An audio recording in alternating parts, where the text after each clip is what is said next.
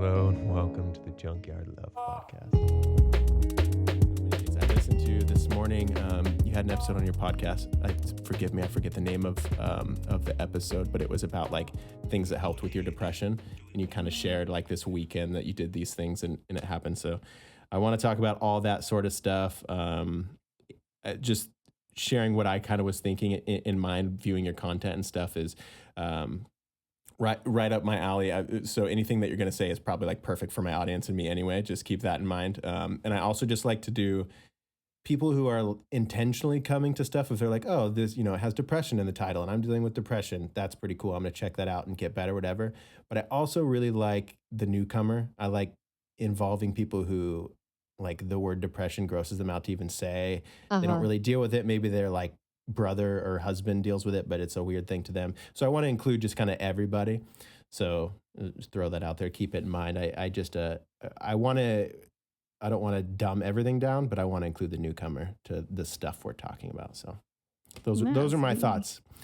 And I have a list of just pretty casual notes that I just popped into my head as I was listening to your stuff. I'll reference them, but otherwise I love the back and forth. I can tell we're already just going to vibe out and talk. So perfect.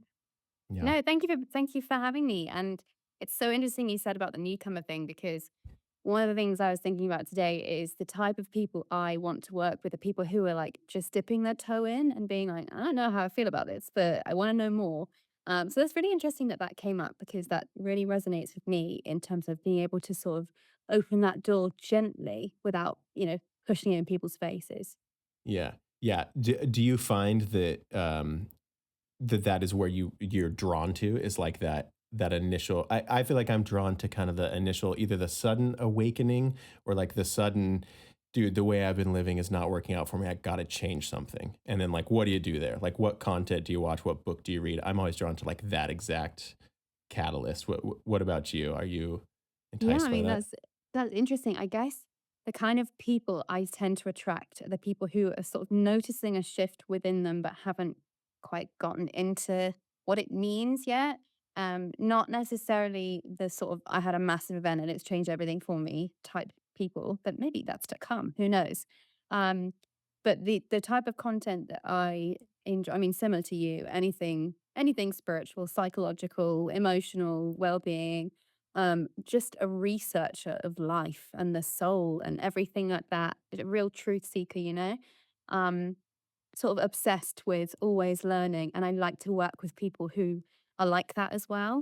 Do you know what I mean? Who have got that willingness. Whereas people who are like, oh, Rebecca, will you do the healing for me? No, honey, that's not going to work. No, yeah. You've got to take some responsibility for your pain. I'm so sorry.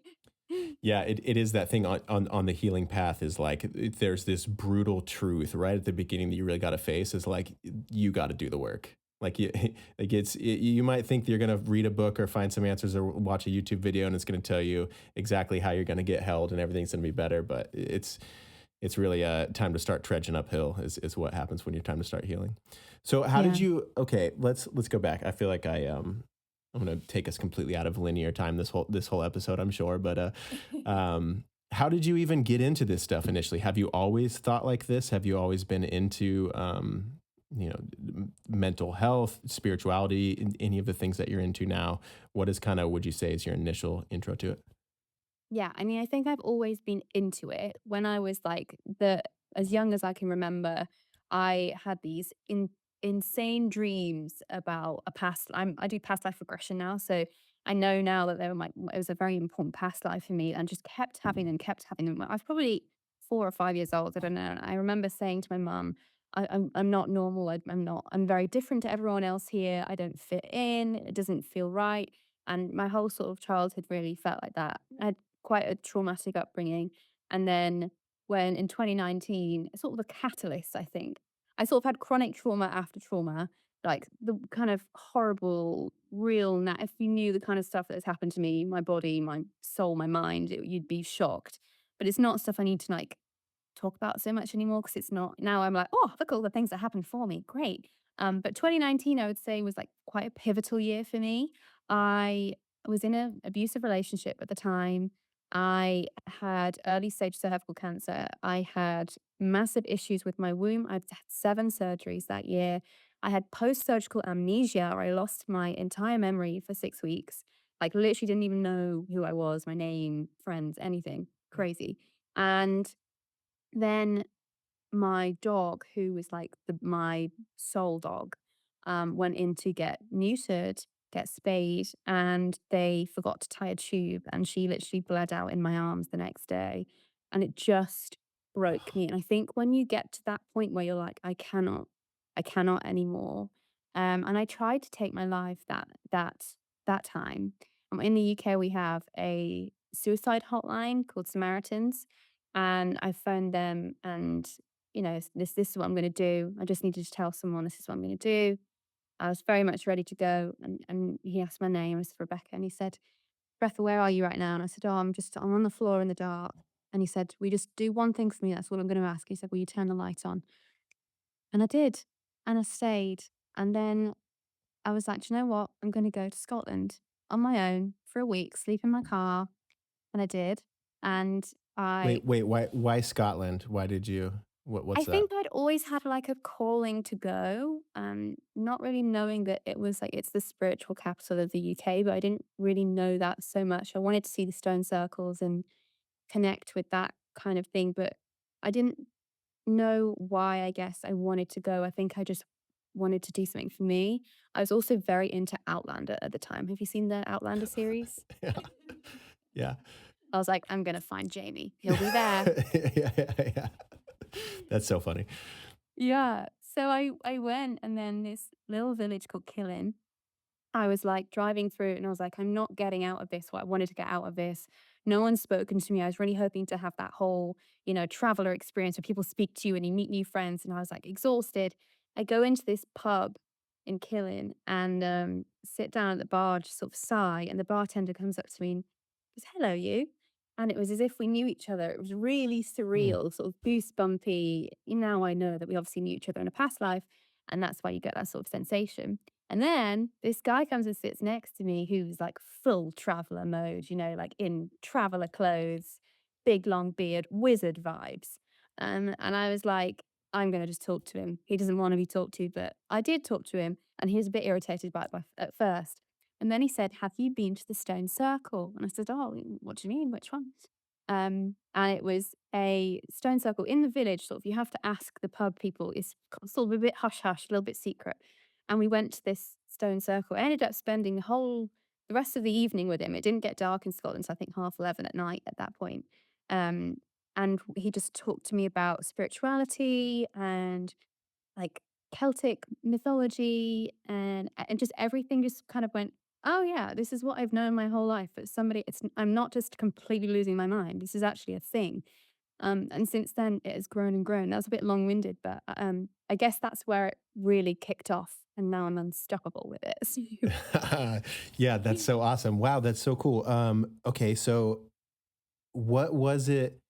I'm just so curious. Like, you went from this transition of, calling the suicide hotline. That's rock bottom, right? Mm. That's like, I don't have will to go on anymore. This situation, this life that I've built for myself cannot go any farther forward. And then how many days was it? Like, okay, so turning on the lights, that was a huge thing. That sounds like that, like when they suggested that.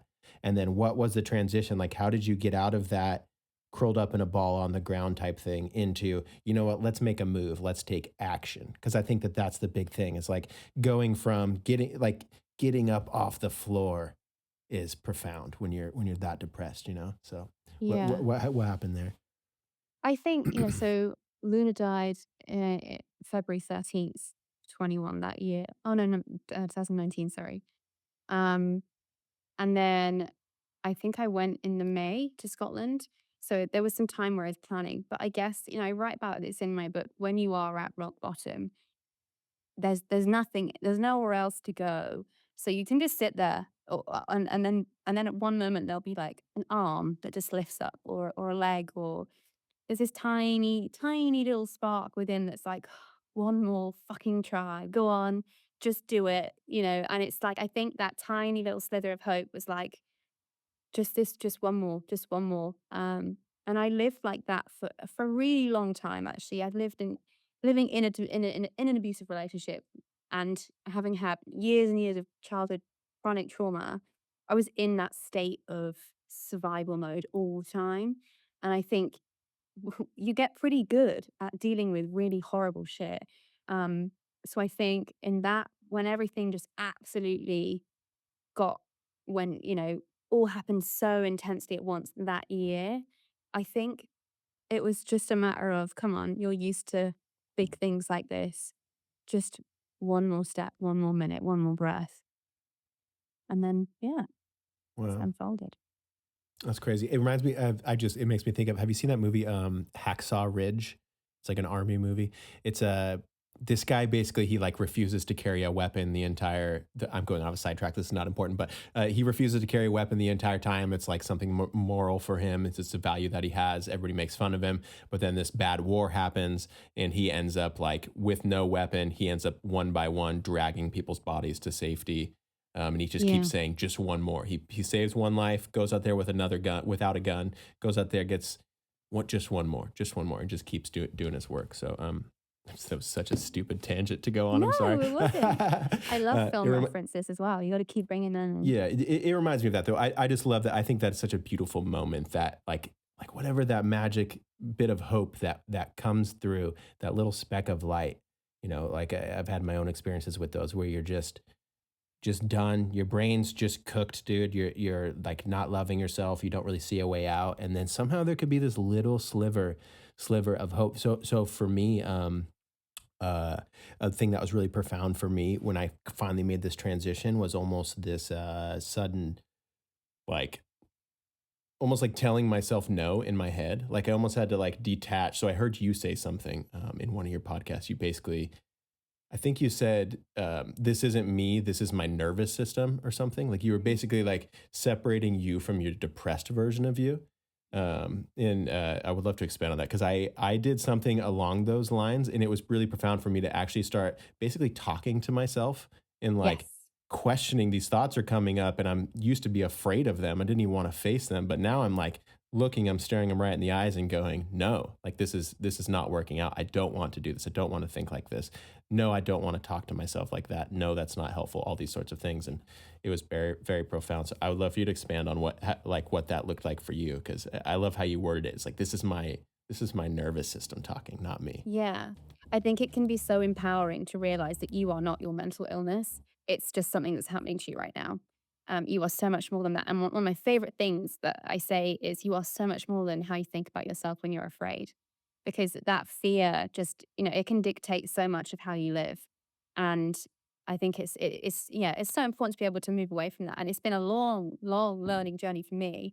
But that going back to sort of that, I guess, Scotland, Lunadyne type, that horrible time I had, that's actually when I started my Instagram account, or properly started it. And what I decided, I'm going to go on this detox and I'm going to do fitness and I'm going to be accountable online. Nobody's watching, but I don't care. This is what I'm going to post.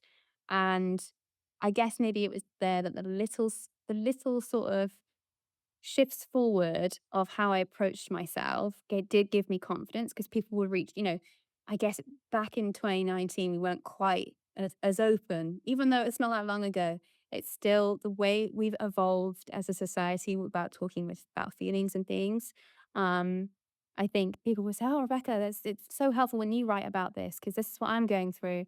And then it was like, oh, "Okay, this is cool. I can talk about this." And writing for me has been so empowering and so cathartic and so healing. And sort of going back to what you're saying about how did I learn to start talking to myself better, journaling, writing was a big part of that, but also the community that I had through Instagram. And people hate on social media, but my little social media friendships almost are really what made me see that I was valuable and I was worthy. I didn't really have that in my real life, if that makes sense. And I definitely used social media as a bit of a crutch for me whilst I got through 2019 and then left my abusive relationship 2020. And then, really that summer completely sort of really found myself outside of the internet and on my own terms. But yeah, I guess that was how I started doing it, which is probably wouldn't work for everybody. I wouldn't recommend that for most people.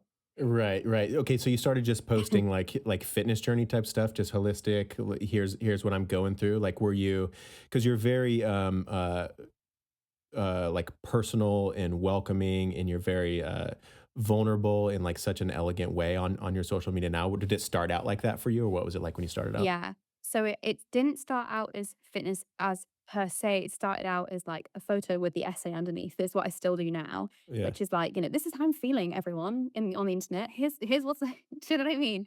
Like completely oversharing. And now I process a little bit more before I post things, but it very much was just journal. This is my diary. This is my online diary. And oh, there's actually people looking at this now. And then I'm started doing the fitness thing and posting a little bit more fitness type stuff, and people love a bikini pic or an abs pic, and yeah. obviously that then brings different people in. But I had, do you know Kayla Itzines or Itzines? She's an Australian um, fitness. I don't know what you'd call her, influencer. She has an Influencer. app. The influencers Yeah, is such a weird word, but yeah, it's probably the best word. Yeah, I don't think I know. I don't think yeah. I've heard of her. Well, she posted me on her story, and then I got like 10,000 followers overnight, and from there Nice. it just sort of snowballed a bit, and then it stopped a few years ago. I haven't really had a big growth of followers since, and it's fine. I don't need that anymore at all. I'm absolutely love where it is. But no, I think really it's the personal essays that is where I've sort of been like, oh, cool. I can have a voice for me, and that's okay. And people kind of like this side of me, and now I can like this side of me too. Yeah. Yeah. The dude, the I resonate so much with the you said oversharing, I think was a word you used, and I definitely have done that too many times. But it's that's the crazy thing about social media and podcasting, and even with all of my artistic endeavors, there's so much stuff that I share. I mean, over half the time, they're at least maybe not when I post it, but the day after or a couple days after, I rewatch it or I re-listen, and I'm just embarrassed. And it's just like this, not only imposter syndrome, but there's some level of cringe. I think that just comes with the territory on social media. But I will say, my older podcast episodes, like I started this in 2019, and listening back, like if you strapped me to this chair and made me listen back to like some of my first 50 episodes, it would just be excruciating for me. But I'm so glad I did it because Yeah. like I know it doesn't define me, so it helps me grow in all these ways. I see all these ways that I've just like learned how to conduct myself in such a different way. I came from a good place, so that's like I don't need to judge myself. I was literally just trying to help people, even if I said weird and cringy, embarrassing things or whatever. And I think it sets the stage for, and you probably find this in your work, when you're vulnerable, when you're honest, when you're authentic. I know it's like such a overused word on podcasts, but it's real. When you're authentic, it now leaves room for them to be authentic. It leaves the room. So Yeah. I shared my traumas and stuff years back on my podcast, and it's like sometimes I think about it, I'm like, oh, I don't like those up there. It feels vulnerable. But then people come on and they talk about theirs, and I'm like, oh, thank goodness I set the stage for real authentic vulnerability. I would hate to have a guest come on and be open and honest and feel embarrassed in any way.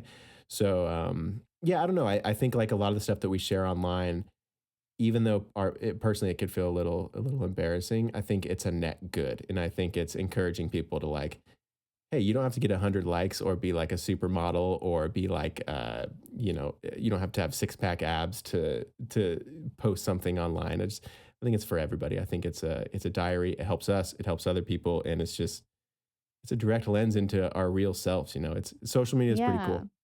Absolutely. I think Brene Brown calls it a vulnerability hangover. And I'm like, oh, yeah, that's the one. But it's so interesting because, like, since my fitness era, I don't do fitness anymore because I now have chronic joint issues, which means fitness is not a thing anymore, sadly for me. But since then, I've had like my poetry era, my photography era, my black and white era. Do you know what I mean? Like, and it's very much just like a little bit of an experiment now. And I got to this headspace where I was like, do you know what? This online account is my art gallery, and I can put up whatever I want in my art gallery. Doesn't matter if anybody else likes it or sees it. It's just a space for me. And I'm very like, is nostalgic the right word? I don't know. I quite like to go back and read through how was 2018, Rebecca? And I get to see exactly how I was processing, what I was writing. And sometimes, actually, I did it the other day. I was like, damn, I was good at writing there. That's Yeah. cool. And when you write it at the time, you think, oh God, that was awful and no one's going to see it and no one's going to care. When you go back and you're like, huh, I like that. Nice. Yeah. Yeah, it's always impressive. Have you ever had anybody repeat back something that you've said or written, and you're like, "That's pretty good," and they're like, "You said that." Like, oh, I did. When? Like, Yeah. It's yeah, difficult when you've got, like, I'm sure you'll feel the same, so many creative outlets. Like, this is my second podcast. I've got hundreds of YouTube videos that I've been filming since I was 12 years old. I've got hundreds of Instagram posts and blogs and everything. And I'm like, I don't even know what's on any of them anymore. Like, my yeah. short term memory is not that. I know. I think about like that period I was just mentioning when I was first uploading episodes, whatever. There's like a little bit of cringe. There's also a lot at the same time as the embarrassment. There's so much love for that version of myself too. Like I'm proud of that version of myself. Paradoxically, all these things exist. But I think back. Oh, where was I going to go with it? Apparently, nowhere profound.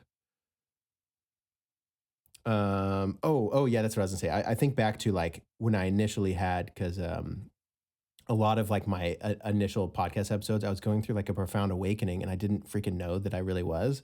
I mean, I kind of Yeah. did, but like I didn't. I had. It could be. I basically an unexpected Kundalini awakening when I was 26, and I was not like spiritual. I was not trying to do any of that thing. Had no idea what like it didn't wasn't like someone who studied enlightenment. I didn't meditate. I basically suddenly got into all this stuff, started doing a ton of meditation, ton of breath work, ton of yoga, smoking a ton of weed. So I was basically in like this like insane basic psychosis, let's say, to some extent. An awakening. So it woke a lot of beautiful things in me as well. But anyway, a lot of the content and stuff I was making, me having this artist alias is like really gives me in my mind this excuse to like, no, dude, you got to be weird. You got to push the edge. You got to push the boundaries. And sometimes some of the stuff that I put out, I'm like, dude, you're not gonna have any friends after this. The stuff that you're saying sometimes, but I I love don't know. that artist alias. That's a very interesting way of looking at it. Like, it gives you that sort of permission to play in that sense. I think there's definitely something to that. There is. So I experienced. I started out. My artist thing was I started out at DJ Kronos. DJing was basically the start of my thing, and then I always worked on my own art, but I didn't have so much of a. Everything kind of felt like it got shuffled into DJing, and so I wanted to like make a name for my art outside of my DJ name. So I actually came up with around that time I had like a new social media artist DJ identity that I kind of launched, and it was just really cool. Obviously, it's not a big deal to anybody but me, but it was super cool to see how free my mind suddenly was. Like Yeah. I have all these bounds where it's like these people have seen me at shows. They know me as a DJ. And so anything I put out after, like, like Martin Garrix goes on his social media page and starts talking about mental health. You're going to be like, you know, play some house music, buddy. What do you like? Why are you talking about this? Yeah, So sure. it was kind of cool to like revamp and resend this new version of myself and my artistry. But there's something cool about social media when it comes to that. Like seeing Yeah. yourself in a way that you maybe aren't right now, but you could be. It really helps expand us. Social media for creative and spiritual people is so fun. It's Yeah. it's I sick. agree. I agree. Yeah. I took us on a side quest there. I'm sorry again. No, it's Uh, cool. let's back up. So you've mentioned your chronic health issues a couple times, in some of the stuff that you went through. I want to kind of swoop up some people who might be listening, who maybe are in those similar boats, or they have people around them who might be kind of lending an ear to whatever they're listening right now. So, if you don't mind, would you mind kind of giving me a general like? So you had these chronic things, you had these like abusive things happening to you, and then you started to heal. What did that look like? What did you do? How did you face it before you even started healing? I'm just super interested in all of it. Yeah. So, in terms of healing, do you mean like the emotional healing? Yes, and of course, I'm always really fascinated with that, like initial, like how did you finally start facing it or admitting that it was real, Mm. that it was something that um, didn't define you? I don't Yeah. know. So, I think like leaving my abusive relationship ended a long cycle of me being squashed by people bigger than me and me thinking that was very normal. And I think 2020 for me, and I feel guilty saying it, was the best year of my life, because I literally took myself out on dates. I went for walks. When we locked down, obviously, it was a bit different, but I still was going for walks. I moved to the ocean. I was on my own. I just completely immersed into my own space of who am I? And it's something in my book as well. I talk about dating yourself. And I have this list that's called the Getting to Know Yourself list. So it was literally like when you meet somebody for the first time, you want to know every little thing about them, every tiny quirk, every weird thing they do, every little hobby and habit. And I was like, why have I never done that for me? So, for example, a couple of things on my list is like, I love to watch the end credits of films. I don't know why I do it, but I do. I always sniff milk. When I open a milk, I always sniff it. And it's just something I do habitually. I don't know why it happens. Other things, I learned loads of different music that I didn't know I liked. So like classical piano music, as well as like Disney and pop. So it's like fun stuff like that where I'm like, oh, who is this cool person I get to know and I get to discover about? And like, oh, I don't actually like this thing. And I love wearing tight clothes and I shouldn't feel guilty for that. And it's fine that I do. It's actually a lot to do with oxytocin that gets released from pressure to the skin, but a little science fact for you there. Mm. So I think it was a matter of literally dating myself, and I absolutely swear by that, in giving yourself time, and that's why I think that everybody needs to be intentionally single for at least some part of their life to know themselves. I really, really believe that. Yeah. Yeah. I mean, some people never ever have that experience. Some people are dating, since middle school, and they never really Mm. go through any sort of breakup. That's always insane to me. So do you think this was born? You clearly were spending time with yourself in this instance, right? Yeah. Like, what was that? Were you with friends? Were you on your phone a lot, or were you actually like spending time with yourself? It sounds like. Just with myself and Taylor Swift, actually, a hell of a lot. Oh, damn. Yeah. I was doing like this is when before my health got really bad and I was walking like 5 miles a day. I was working out like crazy. So exercise and walking, and then I'd be on this beach. I would just sit on the beach and I would just be listening to I can't remember which album was Taylor Swift had released like the year before or something, but really just remember that being very poignant in that for that year for me. I think maybe folklore, maybe that was around that year. I don't remember. But yeah, and so that was the Cornwall element, and then when lockdown had released and stuff and I moved back home, I did a load of sort of moon rituals. That was became a very big part of my identity, and the sort of spirituality side really flooded in then. Did some past life work, did some meditate, got into meditation then, got into yoga then. So it was, yeah, very much intentionally within, and then also the communication through Instagram and things, but more with myself, and I think journaling. And I was making a lot of like TikToks then, being again a bit cringy, but like seriously honest about like I'm having a really terrible day, or I'm dancing in the shower today with my clothes on because I can. And it was almost like the thing that kept me going was just keep randomly posting and as something might take. Yeah. Yeah, I like that. There's something about posting on social media that's so freeing. As much as it has its own self constrictions, it can be so freeing. Like, you think you know something about me, you didn't know I could do this. It's fun. It's very interesting too, and I love all the different. Because like you found me on Threads. Are you active on Threads often? I don't think I I dove too deeply on your Threads. It was mainly your Instagram. I think I go on Threads, but just very occasionally and just sort of stalk on there a little bit, see what's going on. But I haven't really. I still find Threads a little bit scary. It reminds me too much of Twitter, which frightens me a bit. Dude, Twitter is just insane nowadays. I can't even, I get sucked into it and I have to snap out of it and go, dude, get off your phone. Cause I'll be watching, like, I'll be just, oh, let's check out what's going on. Let's see what Elon's crazy ass has to say today. And then suddenly I'm like watching my 18th video of high schoolers fist fighting. And I'm like, whoa, dude, what am I doing? Like, why do I watch that right now? I have so many other things I could be doing. But it's like that. But I like there's like a flavor, like a scent to all social media in a sense, Mm. you know? And I find that fascinating. Threads has an interesting one. I joined it just at the beginning, just poking around when they first announced it. And then I started kind of just like sharing some random poems on there, started following a couple poetry accounts. And if you're active on there quite a bit and consistent, of course they, you know, go figure, they reward someone who sits on their phone all the time.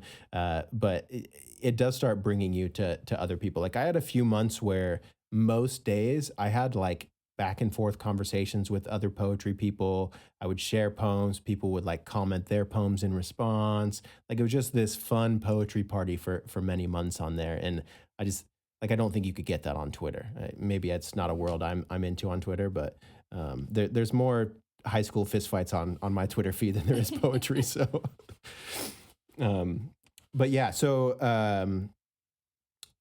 posting on social media. You were posting on social media. What was the last thing that I asked? Do you remember? Um, Jacob, I have a terrible short-term memory, I so know we can I'm the just. host. I'm the one who's supposed to remember. I'm like, you start talking about things that excite me, so I'm like, let me mention that. Oh, you were Um, talking. We were talking. I remember I talked about Taylor Swift. And oh about yeah, you asked me about was I on my own? Was I on my phone when I was doing the healing work? There we go. right, yeah. And then you gave me a blank space where my mind used to be. Taylor Swift joke. Um, sorry.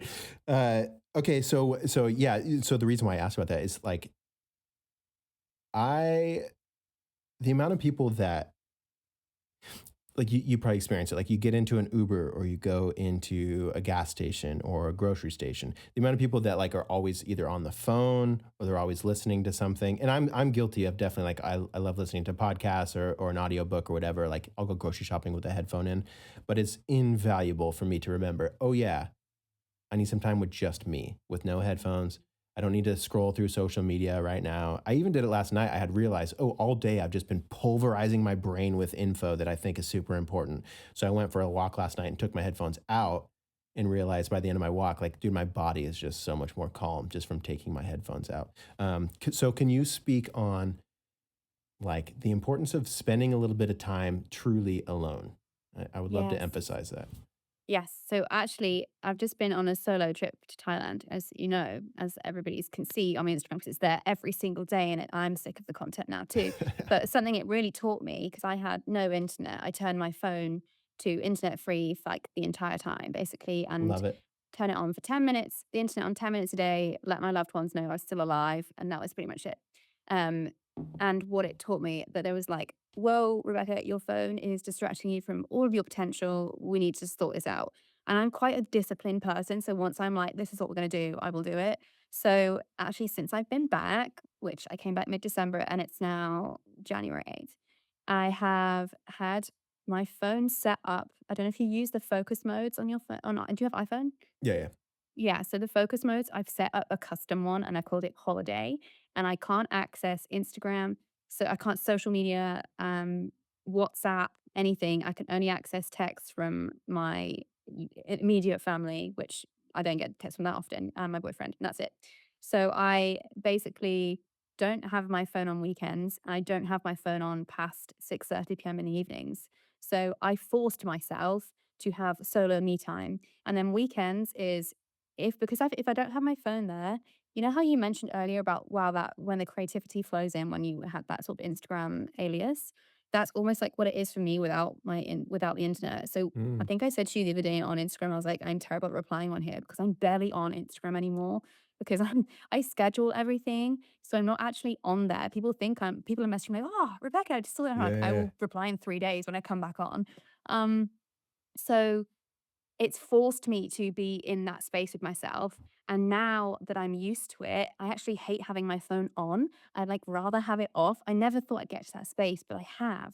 And just having time with me now is so critically important that I'm so glad that I really fully made that step from like a strict discipline point of view and went into that space because there's so much to gain. I mean, I'm a meditation junkie and I will sing it from the hilltops.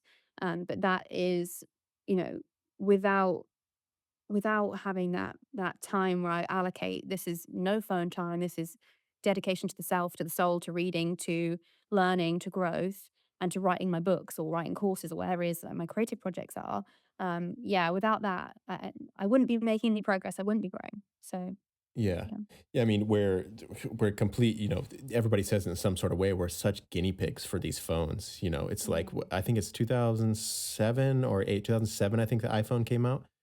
I mean, that's not that long ago. That's pretty crazy. It's like everyone's entire lives now. So, like being Simon Sinek talks about he's a like a leadership motivational teacher guy. You may have heard of him, but Yeah. he has this thing. He comes out on stage. He had this opening motivational talk or whatever, and he had his phone in his hand, and he was basically talking like as he's talking with his hands, and it's just in his hands. He's not using it. But then he points out like, "You guys notice my phone's in my hand the whole time?" And everybody's like, "Yeah, we notice." And he's like, "That's a percentage of your attention, like if I don't just put this thing fully away in my pocket, there's like some level of distraction, not only for me, but for you guys as you're talking to me. Like if you're talking to someone and they're like occasionally glancing down at their phone, like every time they glance down, it's a loss of connection with the person that you're talking Mm. to. And I think that we're like, we got to implement our own boundaries with our phones because like That's it. it's a bright, colorful, magical casino box of awesome. Like, hey, do you want to look at a video of anything you ever wanted? Like, cool, because it's in your pocket. Like it makes sense that we're addicted to the dang things. But yeah, it's super important. I found that along these worlds of like healing from depression, mental health, meditation, leaking into like the self and identity. As far as I'm concerned, I think many people are unknowingly radicalized by their phone. And Mm. I think that, like, you could be like the things that are super important to us in our day to day lives have changed because of our phones. And I think that your phone could be telling you all day, this is important, this is the most important. And there's part of your identity that will latch onto that. And then suddenly you're spending 7 hours like with your mind into your magic rectangle here, and you're not living your life.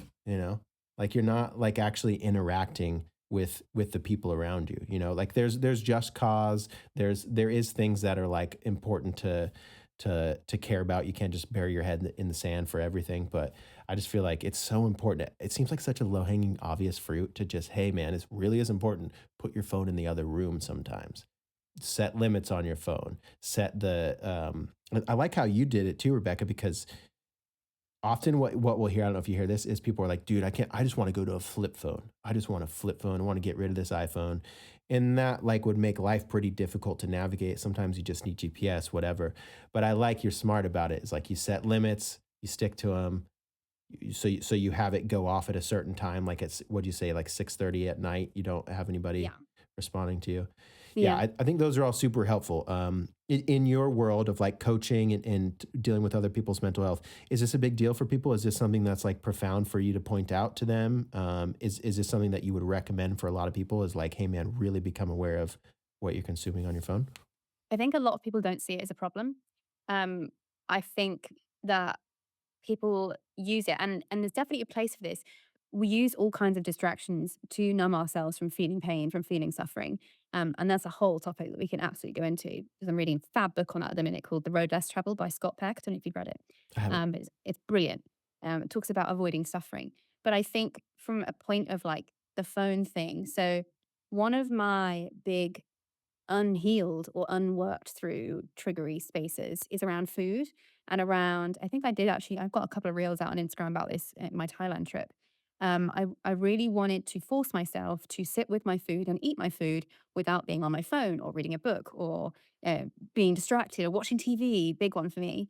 So one of my extra rules, as well as my phone boundaries, is I have to have one present meal a day, which is where I sit with nothing, with no one, with just my food, no phone, and I just sit and eat my food. And it's scary and it makes me uncomfortable. And there's little my eating disorder voices around. And I'm like, that's interesting. Hey, nice to see you. Being the observer again to those kind of things. Um, but it is like I think people don't see it as a problem, and you have to have the break from it to realize that it is a problem. Do you know what I mean? I probably didn't see how big a problem was for me until I was in Thailand and I had that real 2.5 week break from my phone. And I was like, wow, I am completely myself without it. And when I'm with it, it takes away a little part of me. As well as, both you and I have said we love the option to be creative online, but it has to come with boundaries and it has to come with a space of still being able to be yourself outside of your phone. So yeah, I mean, it's definitely an issue. I just don't think people realize how big an issue it is until you stop. Yeah, for real. Yeah, it's definitely the way that the algorithms are made now is well is like if you're not careful, suddenly the tool that we have here, like the tool is using you if you're not careful in this weird way, like in this very confusing kind of never before, like it's new to our species to have something that like the tool takes away our attention from the perceived purpose of it initially. Yeah. Um, Have you read Dopamine Nation? Because she talks about it in that book quite a lot. Dopamine Nation. Who wrote that? Do you remember? I I don't feel like I've heard of know. it.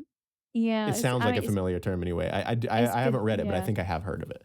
It's good from a point of realizing that actually there is an addictive element to the phone use. It's not completely all me. 'Cause I'm a big fan of like take a little bit of the responsibility away from you, not all of it, but a little bit away from because Sure. there's always other factors involved, and sometimes life is too big and you need a distraction.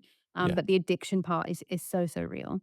Yeah, do you there's a podcast. Do you listen to Chris Williamson from Modern Wisdom? Yes, Yeah, I love yes, his every day. podcast. Yeah, yeah. He lives in Austin now, I'm pretty sure.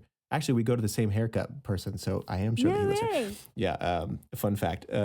He has this thing that I loved when I heard it. He said it was just a couple months ago. He basically said there's a dopamine Chris and there's like an oxytocin Chris. And he just tries to become really aware of like what version of himself is he feeding or like fiending for or whatever. And since he said that, I try to notice that in myself. And I just by noticing it doesn't mean that I solve it for sure. Sometimes I'm very aware that I'm having just a dopamine Jacob day, and I'm just it is what it is, But the awareness it is helpful. Like, okay, I'm just trying to like get a hit. Okay, I got done with that thing and like I'm really itching to eat food right now, even though I just ate. So I notice, oh, okay, I'm just trying to get that dopamine hit and I'm actually not really desiring these things as much. So, Yeah. hey, what was that? I want to back up. What was that book that you mentioned that you're reading? So I'm It's about, reading The Road. I think it's called The Road Less Traveled by Scott Peck. it's about Um, suffering, you said? Or Yeah, so it's written in the expand. I want to hear it. 70s. Yeah. It's written in the 70s, and he talks about like one of the biggest like challenges that we have as humans is that we think pain and suffering is this terrible, awful thing that we need to run away from. Whereas Mm. actually it's the catalyst for growth and you literally won't go anywhere without it. And so much of the culture that we're exposed to is how to suffer less and how to be happier and how, actually, and I think you and I had a brief chat about the book The Power of Now by Eckhart Tolle in terms of him saying, well, actually, there's no such thing as really good or bad because it's all for your growth, it's all for your development. And sort of sidetracking, linking this in, when I got to my Thailand trip, I was like, whoa, I feel so guilty for this. I'm in a 5-star resort. I shouldn't be on this holiday. I feel awful. I should be doing, I haven't suffered hard enough to be here. I haven't worked hard enough to be here. And I sort of realized, like, maybe a week in, I was like, huh, but I'm learning so much from this experience that there's almost suffering in the learning. And isn't that fascinating? And I was like, and then reading the book at the same time, the Power of Now book, and thinking that it doesn't matter whether we perceive it as humans as good or bad, it's here to give us growth. And I think we just need to really lean into that and be with the suffering and be with the pain. Um, and then there's a difference between Liz Gilbert, who wrote Eat, Pray, Love, and Big Magic. She talks about this as Big well. Magic is so good. Sorry to It's interrupt. I so love good, that book. especially I think for creatives, it's like, oh, it's like such alchemy in It there. gives me chills as I listen to it on Audible. It gives me chills like multiple times. It's so good. Sorry She's to like my distract you. idol. Yeah, she's so I good. I dedicated my last book to her.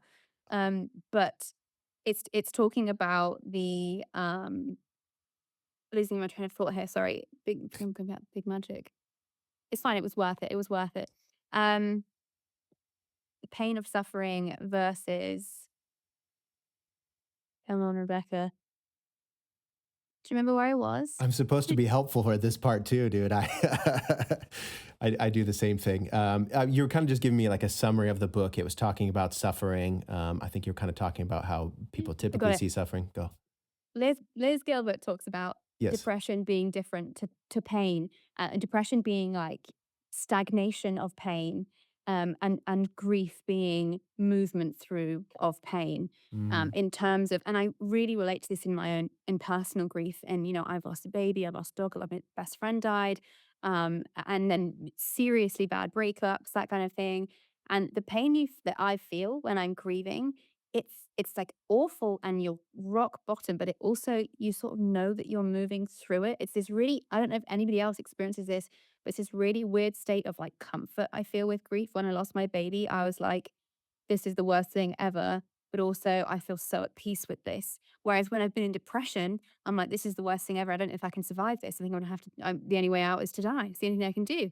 But that's because there's like a stagnation of that yeah. suffering, because I'm not allowing myself to actually work with it. I'm just resisting it a lot of the time because you can't see any other way, and a lot of that is biological. Um, Another book recommendation is probably recommendation number 60 so far of this podcast, is Change Your Brain, Change Your Life, which again totally altered my perception of my mental health is not the same as who I am. And my brain isn't wired right because I had really serious early childhood trauma, and that's okay. So let's figure out how to work a life around that and be a bit more gentle with myself about how I work my life, and that it's different to other people, and then that's okay. And yeah, I guess, sorry, tangent there, but I think pain and suffering is a fascinating concept. Yeah, no, well summarized there too. That's, I feel like if I was listening, I would just definitely want to dive into that book. And if I remember, I say this often, sometimes I forget. I will try to include every book that was mentioned. In an ideal world, I like to mention it and include the link down below. So You're gonna have maybe a I'll do fun that. day with this one then. I know, I'm listening back. And then I get sidetracked. So I'm like, well, maybe I need a copy of that book. And then suddenly I'm looking for the book and I'm not editing.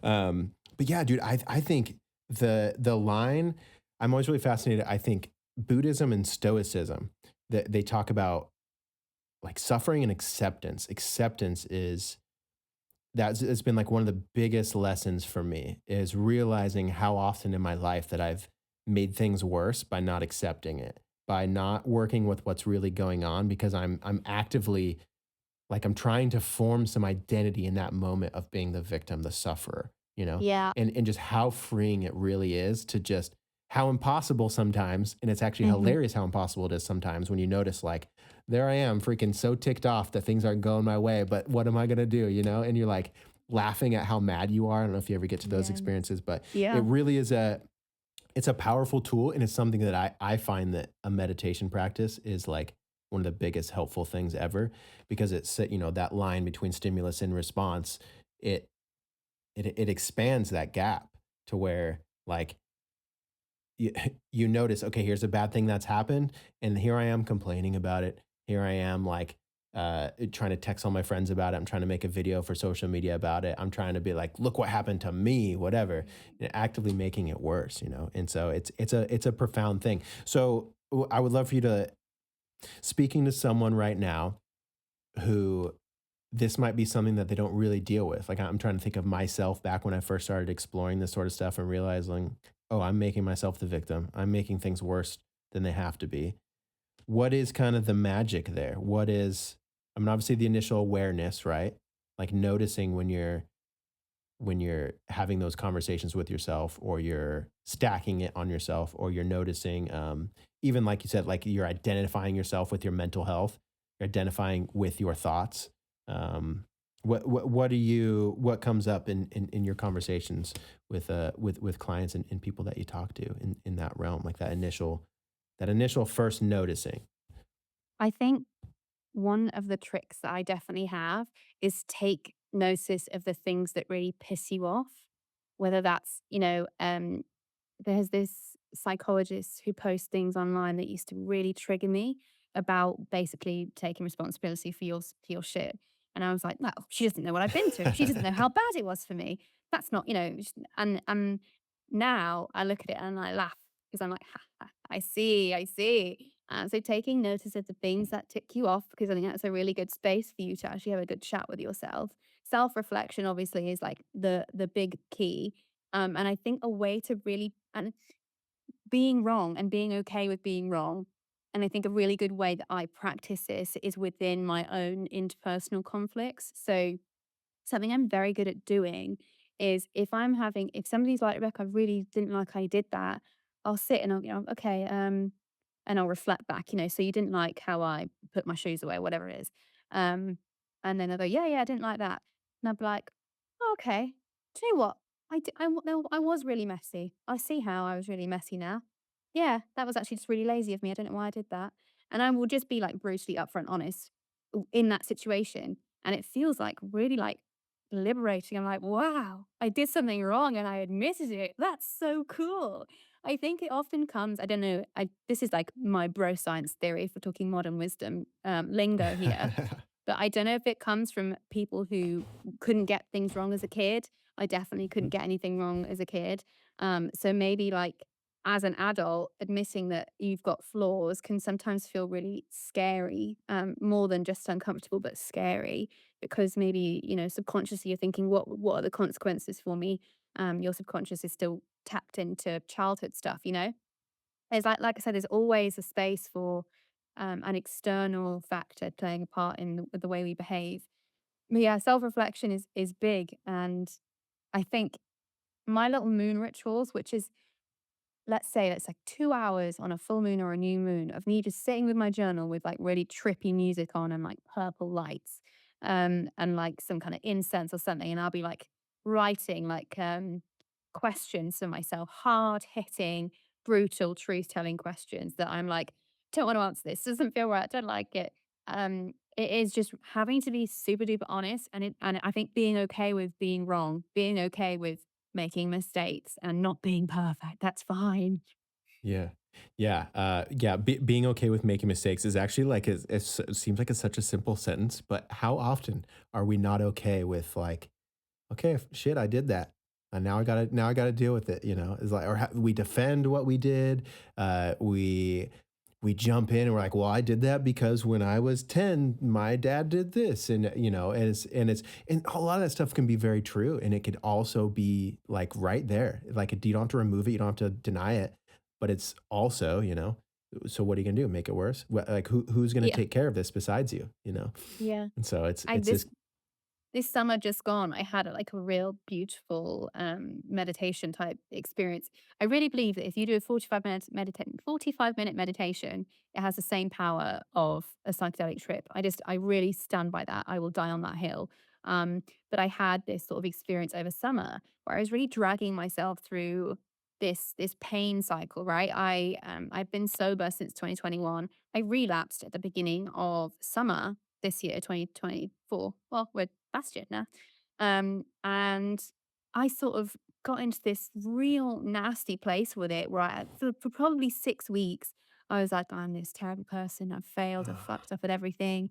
Um, it's his fault. It's, you shouldn't have said that and that wouldn't have happened. And I just got myself into this real funk. It's fascinating to experience, fascinating. And then I get into my real deep in this when I really said, no, we're committing to meditation now. I'm not fucking around with this. So I'm then doing 45 minutes twice a day. And I come out of this thinking, oh, I can choose not to suffer about this. Huh, that's so cool. I can choose to just let all of this go today. And I literally did. It was like an overnight thing. I actually filmed a podcast the day after it happened. And I was like in this podcast, I'm like, whoa, I can't believe what just happened to me. It was amazing. Um, so it is very much really forcing yourself to do the work, sitting with it, admitting that you fucked up and then moving on, you know? Yeah. Yeah. That's, it's so crazy what meditation can do sometimes. It really, I mean, it's a pretty just as a base statement, even somebody who doesn't really meditate that much, it's pretty easy to imagine kind of like, okay, so you're sitting there, crisscross applesauce. Is that a term that you guys had in the UK actually with crisscross No, but I applesauce? love it. I will That's take so it. funny. I said it and I was like, you probably don't know. Yeah, that's in elementary school, like you sit down, you cross your legs, crisscross applesauce. I have no idea why we said it, but um, American lingo. But anyway, so okay, so like you're sitting in meditation, close your eyes, open them, whatever, sitting crisscross applesauce, and then you can imagine yourself from the eagle's nest, right? The 30,000 point view. Like I think most people can sit down and they can kind of like imagine themselves in that moment. Uh, the like the freedom of like you're sitting there, you are the one meditating, right? So like how are you also able to see a view of yourself from above? like that alone, I think is pretty like, and you could really manipulate that and work with that as you meditate. But just what I'm talking about is like just the separation again, like the initial separation from you're sitting there a second ago, you could be thinking all these things and suffering, like you're, replaying the past or whatever it is. Or you're thinking about the future and you're stressed about that, anxiety versus depression. You can, as a third option, basically observe that that's going on from like the 30,000 point view, the meta conscious, like you can see yourself doing that. And I think people having that as an option, like just like that little bit of practice is such an open door. It's such a, like a room for possibility. And what I wanted to, I was trying to more elegantly weave that in, but I wanted to ask you about how do I simplify this? Basically, here's how we'll do it. If someone who doesn't meditate but they're depressed, they're listening right now. Like they're depressed, they've got it this far, they're watching this clip, whatever the heck it is, but they're depressed and they've tried meditation and they've said, "I can't meditate, I'm too ADHD." That's always that's a meditation teacher's favorite response. Or I'm not. My mind is too crazy. Or they sit down and like their own mind terrifies them. So we all have that version of it too. I've experienced that myself. Um, we sit down to meditate and we're trying to like heal our depression.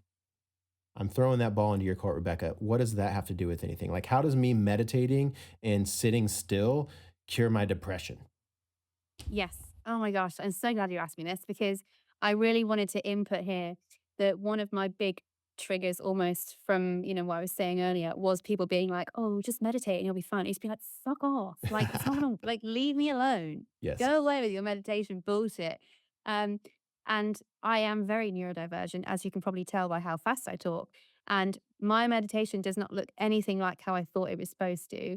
And yet it still has these incredible effects. So I'm not even shitting you. I will sit for 45 minutes and my brain will just be talking about what I'm going to do to the front garden next year and how I'm going to plant this and what, and literally that is, and I will be frustrated with myself within it sometimes and being like, come on, just do some breathing. And I'll have a couple of minutes where I do and then it won't. And then, but now I'm absolutely fine with that. I run with it because it works for me. And I know proper meditation teachers, even though I am one on Insight Timer, um, proper, but would say, well, that's not real meditation. And I'm like, no, maybe not. It's mindfulness more than anything. But what it is me sitting with myself. And how often do you get to do that on your busy, crazy life now? How often do you take that time? So I am very strict with myself now. Again, Insight Timer does really help. They have like, I don't know if you use Insight Timer, but they Mhm. have a streaks feature now, which for somebody who's neurodivergent is really addictive. So I'm like, I am not missing a day. So that means that I will go on for 1 minute and meditate if that is what it takes. 1 minute of deep breathing, and that is enough. Um, and it's not, for me, you got to get into doing it as regularly as you can, even if it's 1 minute a day. And you may not notice a difference for 3 months, but you will be like, hey, I'm spending time with myself. That is a really loving thing for me to do. And that little moment there, that is where the difference is. Look at this loving thing I did for myself. Um, and again, there's a part of this in my book where it's like, hey, I made myself breakfast today. Look at how loving that was. Hey, I had a shower today. Look at how loving that was. That was something that you did for you. And it may seem like it's just a habitual thing that you're supposed to do, but you could have not done that. You could have stayed in bed all day, but you didn't. You made that choice to love yourself, even if it was for 1 minute or if it was 45 minutes. And if your brain talked at you the whole time you were meditating, you still showed up for yourself. And that is where that slow healing, that slow beginning to love yourself again comes in just in little tiny, tiny little pieces. And you can do it a way that works for you. Like there's no, read doesn't have to be so much structure as like keep your brain calm and don't have any extra thoughts. Like I just don't believe in that at all. And I've been doing this for a long time and it's giving me these insane insights. Usually the morning after I meditate is when I get these incredible creative or alchemistic type like soul events. Is usually the morning after a really long meditation or just whenever I really do it, to be honest. But yeah, it doesn't have to be the way that I think people think it has to be, if that makes sense. No, it totally does. I mean, the biggest thing that I'm always fighting with people, not fighting with people, but just like my initial, well, you might have misunderstood, my smart ass response when people are like, "Oh, I can't, like, I just can't stop my thoughts." I'm like, well, you're not supposed to stop your thoughts. Like, it's okay to have thoughts, you know? And that alone, like that, it's funny. So many people have this misunderstanding about meditation. I suppose I probably did at the beginning too. Like a lot of times these people are saying these things on the guided meditations, and my understanding of them was like, I don't, what do you mean? Like, what do you like? Your thoughts, and like it just takes a while to kind of develop really, even just the art of stepping away from your sticky thoughts and like just looking at them from over here. Like that takes a little bit of meditation sometimes to even notice. So yeah, anybody who's like starting out meditation, if you sit down and you're, I don't get it, it doesn't make sense for me, do what Rebecca said. Like 1 minute is profoundly better than 0 minutes. And your minute doesn't have to be completely still. Your minute doesn't have to be like, you could be freaking wiggling around the whole time, but are you like noticing what you're doing? Are you becoming aware of, you know, your senses, your thoughts? Are you aware that you're in the room? So often we have this momentum. I always notice this when I go for walks. My practice walking is, how quickly can I notice that I've just been like, let's go. I'm at A to B. I'm at a destination. And then suddenly I'll notice and I'm like, why am I walking fast, dude? I'm on a nice walk. I don't need to be anywhere. I'm just walking. You know, in meditation helps you notice like you have this momentum of running everywhere with your personality. And suddenly you go, oh, I can I can relax. I could chill out. I don't have to like be trying to arrive somewhere all the time. I could just like observe what's going on. I could just sit back into what's really happening. Yeah. What's so what was your journey with meditation like? When did you first start meditating? And what, I know like the terminologies don't really matter, but like what do you find is your common teaching style? Like do you teach mindfulness?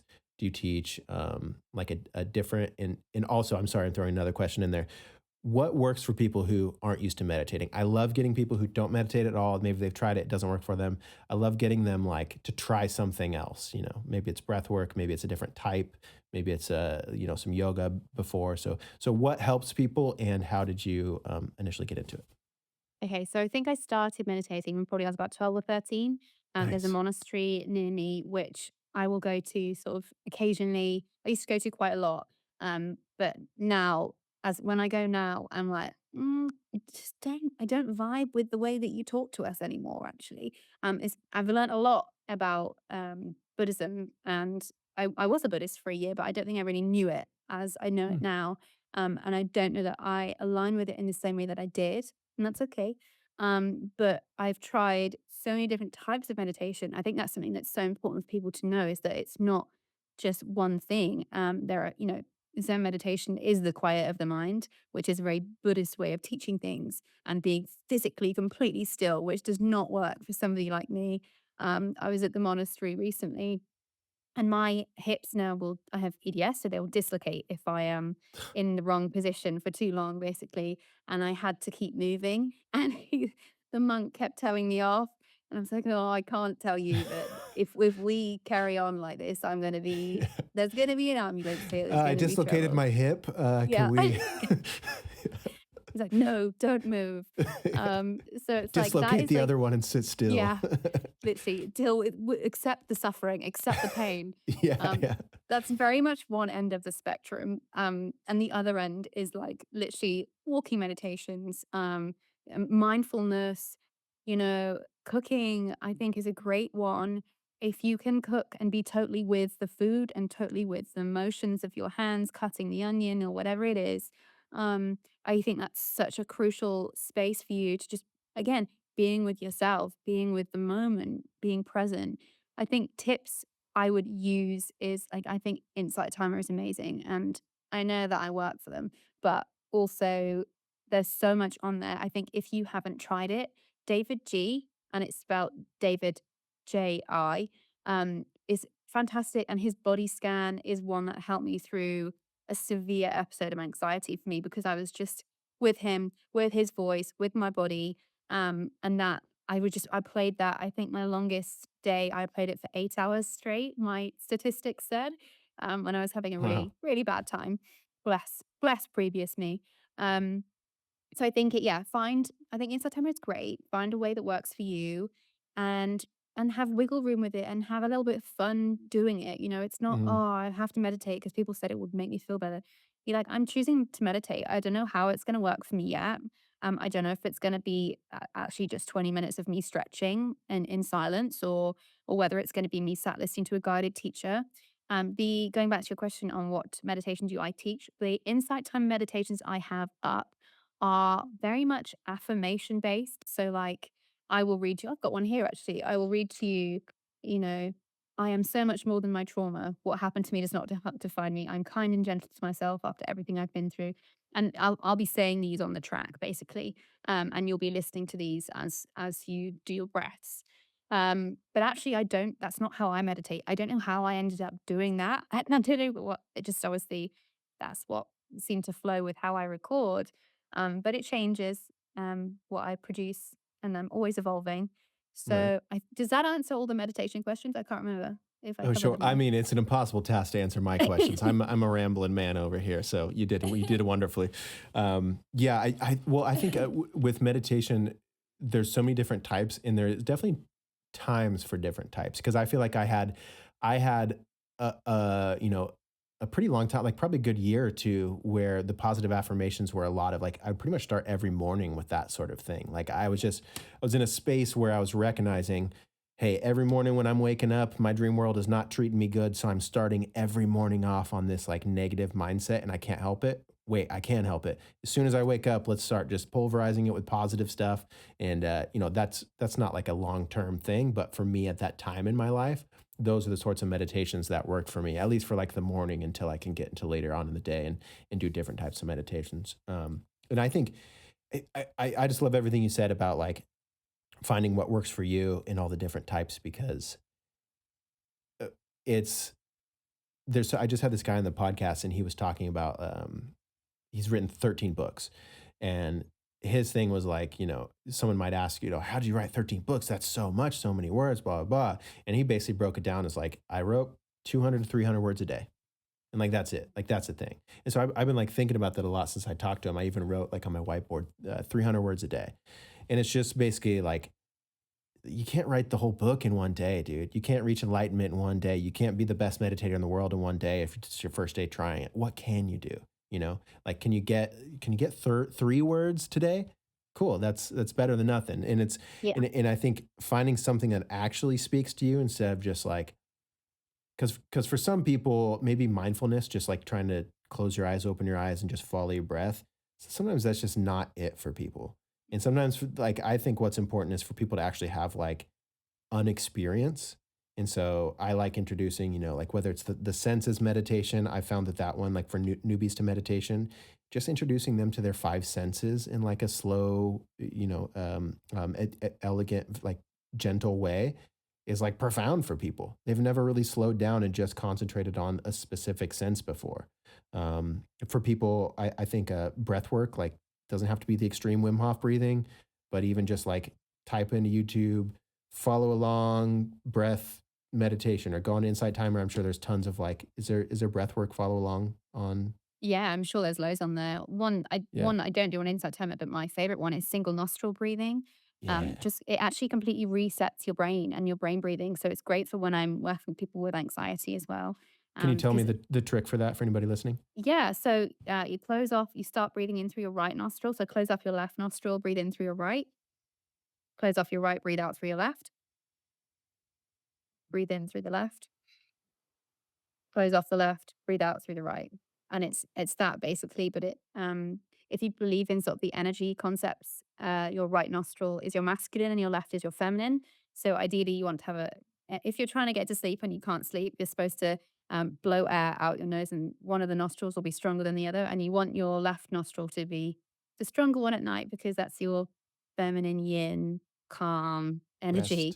Rest. So if it's your right nostril, you're still in work mode and you'd have a probably do some journaling. Yeah. Yeah.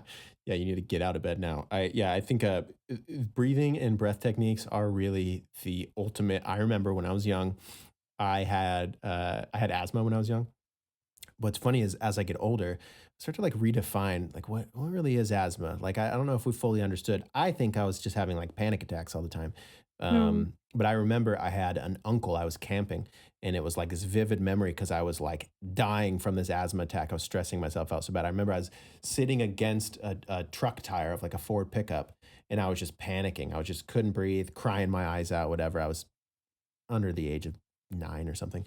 Um, but what my uncle did in that moment is he put his hand on my chest, and, I think he had my hand on his chest, and he basically said, "Don't try to stop crying. Don't try to start breathing or, like, catch your breath. Just try to sync up with my breathing."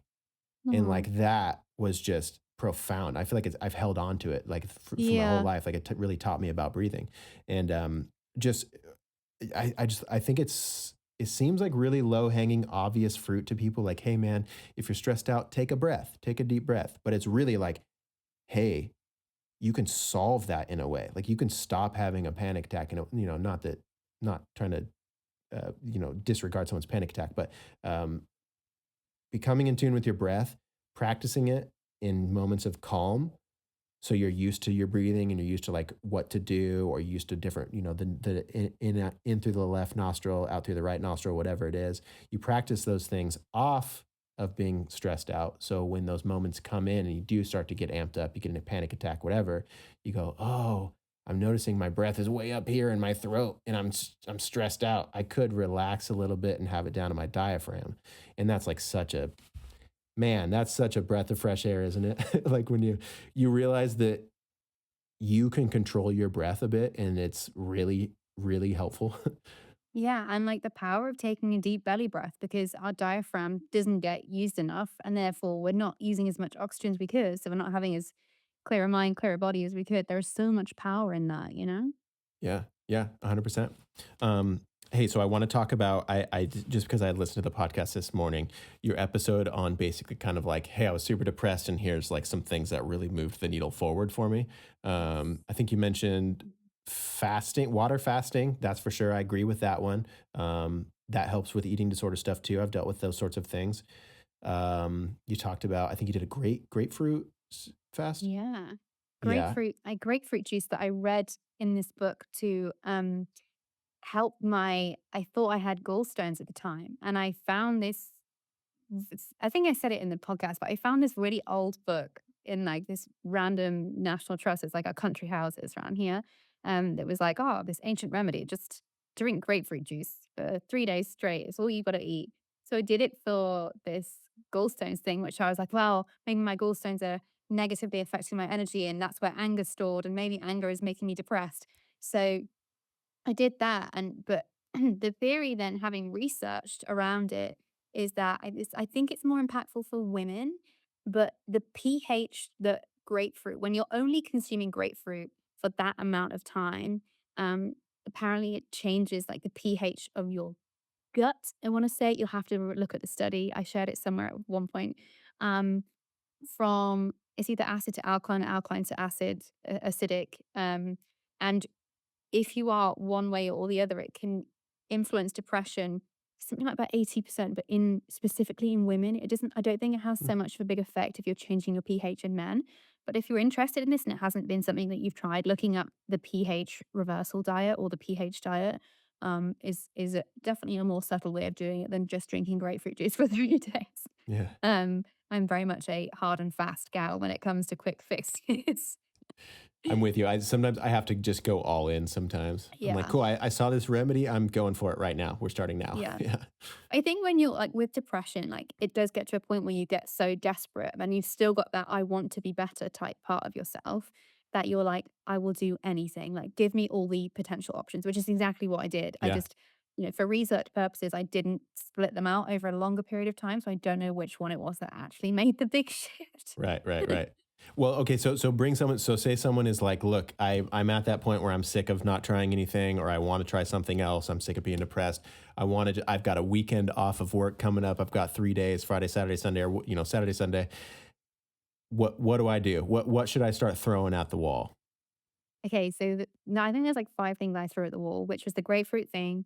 I did. I was fasting. I think it was. I think I did maybe 3 days solid fast, and then I was having bits in between of that. I also took lithium oxalate, which is not the same as lithium, and people got really grumpy with me on TikTok when I suggested it. They were like, "No, Don't this say is that you word. yeah, you can't say that. You know, so many side effects." I'm like, "No, lithium oxalate is like a herbal supplement that you can buy on eBay." Um, so that I and there's some small research studies around that as well. And I actually still, if I need that now, if I'm having a day where I'm like, I feel down and I don't think this is to do with psychology. I think this is something biological, which for me is somebody with hormonal challenges. I have PCOS and my hormones are a little bit crazy. Um, is common for me. So lithium oxalate, I take one, and honestly, within a couple of hours, I'm absolutely fine. So that I think works definitely from a short term basis for me. Um, and please consult your doctor first. I'm not a scientist or medical advisor. And then probably the big guns is magic mushrooms, and I have so much adoration for them, and I don't know where I'd be without magic mushrooms. And you did So mega doses, right? You did like you yeah, didn't do the microdose. I didn't fuck about. I went hard and fast. This is Um, and I think I can be quite anxious around health type things, but again, because I was like so depressed, I was like, fuck it. They're not going to kill me. I know from research you can't die from magic mushrooms unless you go and drive a car, which you don't want to when you're on them anyway. You just want to No, dude. sit and stare at the ceiling. Yeah. Um, How do you even and get all, to your front seat if you yeah, like? I couldn't even have a wee. I was like, I don't know how to use my legs, so I Yeah, don't know what to rolling do. around on the living room floor sounds Yeah. good though. Oh God, yeah. Well, So I so think did I you have intention? Sorry to interrupt. Did you have like did you go into it with intentions? Did you know like I'm gonna take these and listen to like this frequency on YouTube. I'm gonna take these and try to meditate. I'm gonna take these and like what did you do? And do you think that matters? Yes, so I actually have quite strong beliefs around this purely through experimentation from myself and my boyfriend. I really think you have to go in intentionally with mushrooms, otherwise they won't serve you. They want you to do the work. And so every time I've done them, I have sat in low lighting, um, calm music on, and or meditation and or trip music playlists are actually very good. They know what they're doing. Have a look on Spotify for those fantastic stuff. And I did once do chanting music, which took me to a whole different plane. I thought I was traveling the world. It was amazing. Um, and one time I had a bath as well. That's the early stages Hmm. before I completely lost my mind. Um, so yeah, absolutely. I think you have to be very intentional about it. I think always have a trip sitter, have somebody in the house just in case, and it's never happened to me, but just in case you do get a bit panicky, which it's ever happened to me or anybody that I've seen do them or trips up with, which I love to do. I love to be part of people's experience. And then I write a list of questions for myself on a notepad of what I want to try and go into and what I want to ask spirit, what I want to ask myself. And then what I found, I don't know if you've done it or how hard you've gone when you've got there, but like writing is just is not going to happen. So I've managed a couple of times to text. It's like drunk texting. When I read it back the next day, it's like drunk texting. But when you're in it, you don't feel drunk, but you also do feel drunk. So surreal. Um, so I like text myself these incredibly profound, like life changing notes that I get to see the next morning and be like, wow, I really went then. So that's my Yeah. process. Yeah, nice. I think that's super helpful. It's this interesting thing, man, with psychedelics. It really is. So I've also done ketamine therapy. Have you done ketamine? I haven't, no. Yeah, I did ketamine therapy, and the way the girl described it, I just really liked it. She basically said it's like a windshield wiper, like it's like cleaning your windshield, like doing ketamine or like a shroom trip or whatever. Like if you're doing it intentionality for your mental health, or like, hey, I've got this thing I noticed that's been just really plaguing me. I can't seem to work through it in my sober life. So let me like really try to attack it, crisscross applesauce with a blindfold, taking mushrooms. But yeah, it's the weirdest thing is I'm always trying to explain to people. I wonder if you have any good input on this. Is it's like hard for people to wrap their mind around. It's not just right now. It's not just the trip. Like as much as you do get these kind of like, downloads or profound, oh wow, I've been treating myself this way and I don't need to do that. Like, wow, that's profound, whatever. But there's also like the day after, the week after, the couple weeks after, the months after. Like, what do you know about that? Like, what is it? How is it still working on us? Like days, weeks, months afterwards? Yeah, so, like, the way that it works is it like you said, is it wipes your brain. Your the neurons all go, "Wee!" and just start again, basically, and they're like, "Right, let's figure out a new way that works better to connect with each other." And that I think it takes 3 weeks for them to get back to, more connected. So, like, you can often, the days after, feel a bit headachy, a bit out of it, a bit like you're still in a trip even though you're not. But I think the podcast that I did on that, I had done that that was my 3rd trip that I'd done, and that was beginning of December 2023, and I've genuinely not been the same since. I've been structured and routine, and I've not had depressive episodes. I've been like, I feel like a normal, healthy, functioning human being for the first time in my whole life, Wow. rather than like the ups and downs that I used to have was so like, oh, here we go again, depressive episode for 6 weeks, great. Or like, okay, I'm really super focused and intense right now. Like, where's this gonna go? Whereas now I'm like consistent, I'm level headed. Um, and genuinely, like, that was the weeks after the mushroom trip slash grapefruit slash fasting era. Um, that and I just the date of it, it was just since then, it's just not been the same. I also did meditation, group meditation at that same, Oh, right. honestly, Yeah, that yeah. Well, same yeah. Tell me about that. You talked about it on the podcast, but tell listeners about it too. You did what kind of group yeah. meditation? Why was it helpful? What happened? So I was working with alongside a psychic at the time. I was in a psychic group, and I do a lot of intuitive psychic stuff myself. I do tarot readings as well. Um, and I went into this group meditation, and he did us a walkthrough of basically going to see our spirit guides. And I'm very connected with all of that kind of things. I found it quite easy. But I got into this space. He said, go through the forest in your mind. You get to the part where you see your spirit guides. And for the first time in God knows how long, I felt loved.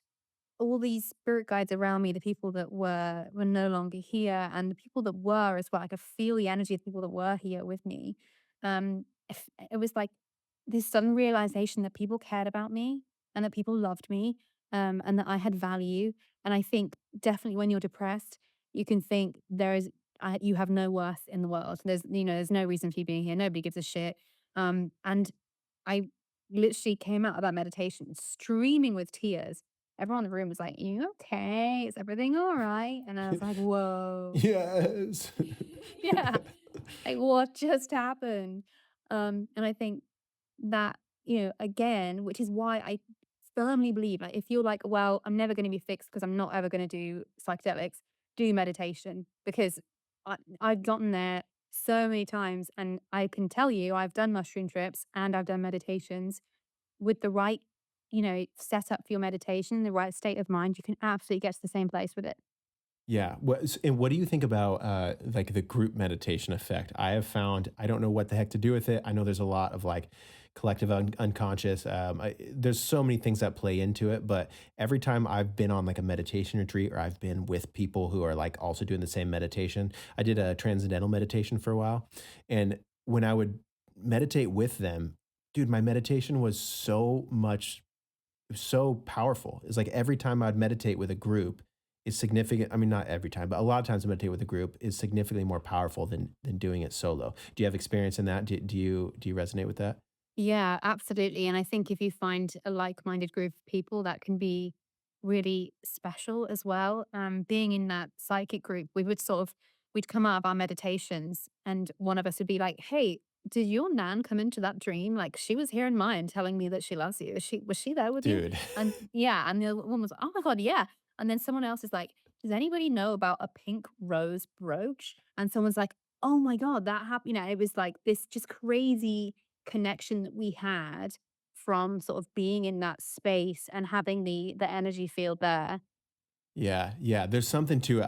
I would love to just I in an ideal world, I would love to not have to work and just be in a meditation world every day. I visited Fairfield, Iowa, is where Maharishi there's a place called Maharishi International University. It's like the headquarters of the Transcendental Meditation movement. And I stayed there in that town, like actually in one of their dorms for 3 or 4 days. I did like the whole tour. And I totally love this college. I actually almost went there. But they have two giant meditation domes like in this city on the college campus. And I think they hold 400 or 600 a piece. One's for females, one's for males. And twice a day, every single day without pause, people go to those meditation domes and they do their transcendental, 20 to 40 minutes of meditation, and then they go home. And the energy in that town, like being next to those domes, is just undeniable. Like I don't even know what to say about it. Like I would sit down to meditate by myself, and I felt like I was just like lifted up by 1,000 hands, like Wow. it's just pretty profound. So I don't know what to do with any of that information, but clearly when you're meditating in a group, there's profound effects, and it's super Yeah, cool. and I wish we had more opportunities to do it, mainly in the future as we become more of a collective society again, it will become more normal to, live in groups and be in groups and connect to our subconscious and collective subconscious or collective unconscious together as groups as well. Yeah, I think so. It's clear that we are being pushed more and more into, like, more and more people are in tune with. They're not so scared by words like spirituality. They're not so turned up. I mean, the amount of like, right now what's going on in the last couple of years is like the amount of people that are converting and like becoming Christians now, or they're people getting into yoga and meditation. The internet has really opened up the possibilities for people becoming in tune with their spiritual side. So yeah, Mm. it would be so cool in the next 10 years. You just start, what if that was the most normal thing ever? Like your average public high school is just like, oh yeah, bro, we did meditation second period. We love it. That'd be amazing. Yeah. Well, hey, we are up here in time. I don't want to take a ton of your time. I think I had only said 90 minutes originally. So, with respect to your time, as much as I could probably ask you about a million more questions, and I think we'd probably talk all day, let's round the corner. Anybody listening right now, I'm sure they're going to be intrigued to like check out more of your stuff, to learn more about you. I'll include all the links and stuff below, but can you just tell people what you got going on, what you have available, where can they find it, how should they reach out to you? Give them the lowdown to reach out to you. Yeah, absolutely. So my website is rebeccawild.org and my social media is Rebecca Wild with 4 A's in between. I am a coach. I do free meditations on Insight Timer and I do tarot readings, astrology readings, and I'm also this year training as a doula, a birth doula, like a virtual doula support as well.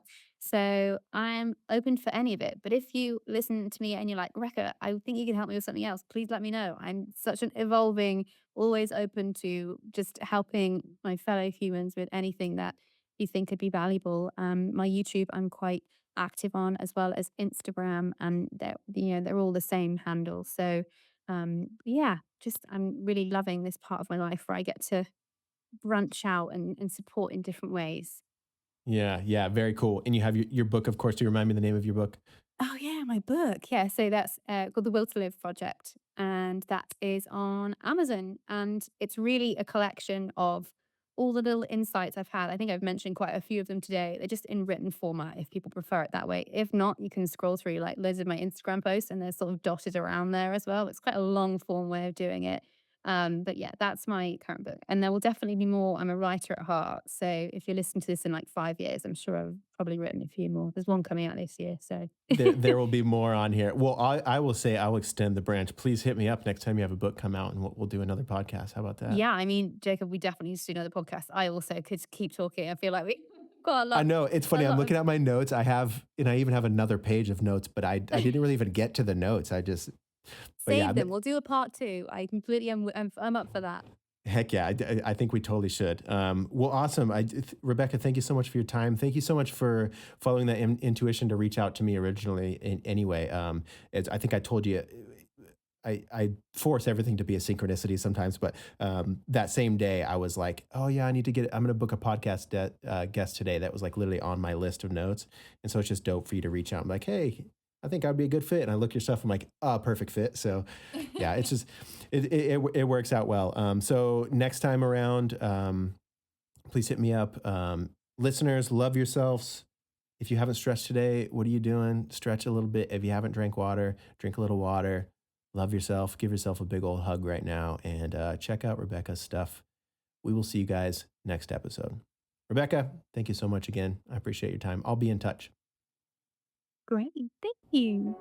All right. Listeners, have a good rest of your day. Rebecca, have a good rest of your day. Welcome to the Junkyard Peace Love out, everybody. Podcast.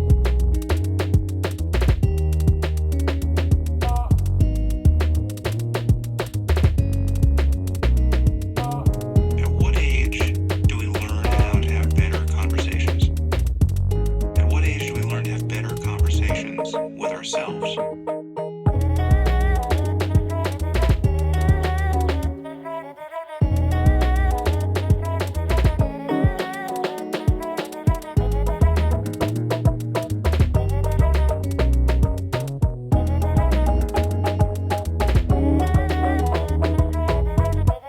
Knowledge is power.